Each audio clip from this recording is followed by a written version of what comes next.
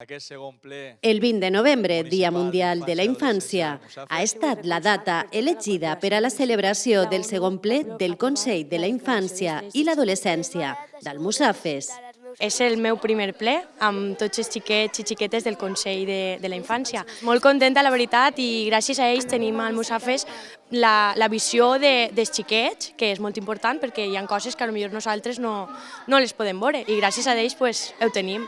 L'escenari del Centre Cultural va acollir els representants de l'òrgan de participació ciutadana que ha situat la nostra població com a ciutat amiga de la infància.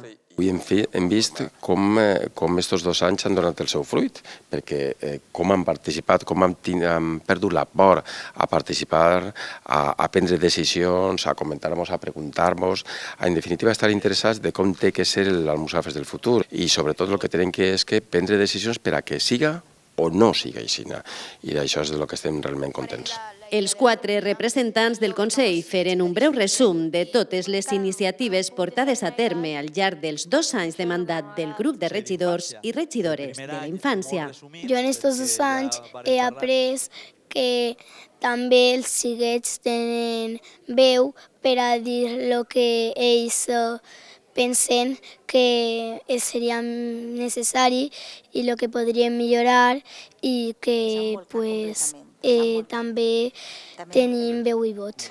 A continuació, la resta de membres del Consell expressaren el que havia suposat per a elles i ells haver representat a la infància almussafenya.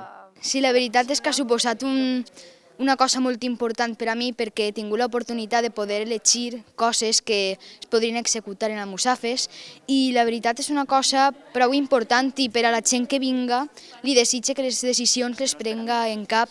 La sessió pública també va servir per a que ells i les menudes feren diferents propostes per a la millora d'Almussafes en un feedback entre totes les persones membres del Consell. El ple incorpora una original iniciativa. Aquesta càpsula del temps és un document que cada xiquet i xiqueta que forma part del Consell ara mateixa va a plenar de com pensa que serà Almussafes en l'any 2029, és a dir, d'ací 10 anys, i què haurà portat el Consell d'Infància per a millorar el poble. Tots aquests documents es tancaran en un baúl que tenim així preparat i que es tancarà i no s'obrirà fins a d'ací 10 anys. La idea és que siguin ells mateixos 10 anys després que puguen vindre a un nou plenari del Consell d'Infància d'ací 10 anys i puguen llegir allò que varen dir i ja veure què és el que ha passat realment. Hi ha moltes sessions que se fan periòdicament per a preparar tot això, però realment tots els que fan aquesta tasca i els importants són ells i sense ells no seria possible.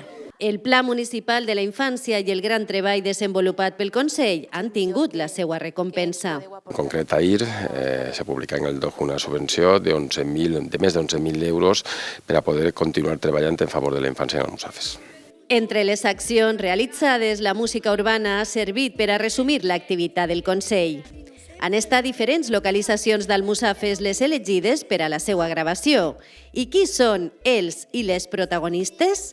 Elles i ells. A mi m'encanta fer el rap perquè va ser una gravació molt divertida, m'encanta dir aquestes paraules en nom d'Almussafes i de tots els xiquets que també s'han presentat al Consell o no han pogut vindre o no han pogut participar en aquest rap i això, que m'encanta viure aquesta experiència junt a vosaltres i junt a tots els que formen aquest Consell. Som el futur d'Almussafes és el títol del rap, amb la presentació del qual es va clausurar el segon ple del Consell de la Infància i l'Adolescència d'Almussafes. Anem a